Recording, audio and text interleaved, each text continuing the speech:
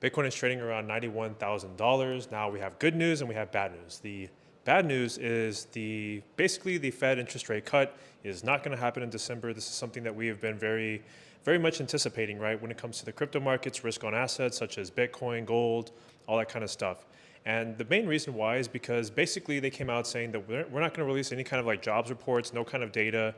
And that's basically what the Fed wants in order for us to continue cutting, because they just think that inflation is going to run hot. And if they can't read what's going on with the jobs, then they can't really justify them cutting interest rates. Now, the good news is that Nvidia totally crushed their earnings today, and they have a very strong forecast. They kind of spoke to the whole, rumor with like Michael Burry kind of saying how, the artificial intelligence bubble is going to pop.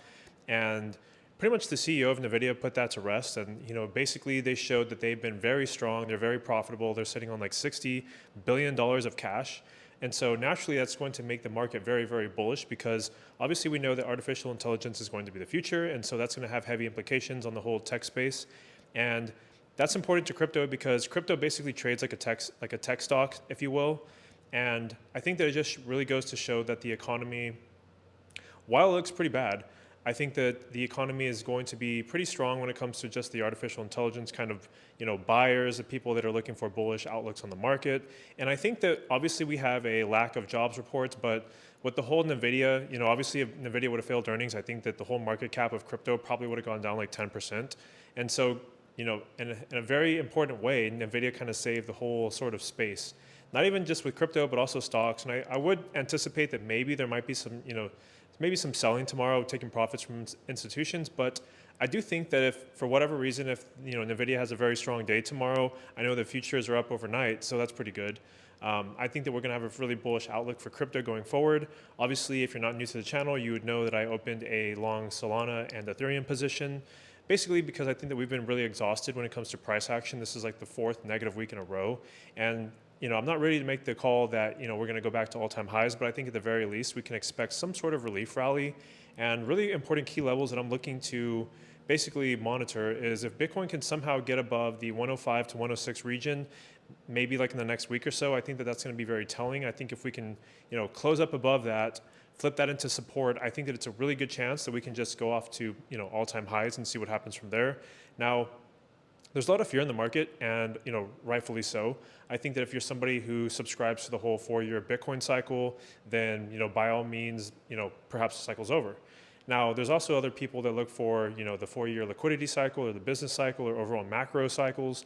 And so if you're of that opinion and you think that this is just like a 30% textbook correction like we've had many, many times in crypto, then maybe you're not so scared. But I do think that there's a lot of fear in general and uncertainty in the markets just because of where we are, not just with the Bitcoin cycle, but with the whole, stock market kind of taking a breather. It's kind of been consolidating and kind of just correcting a little bit, right?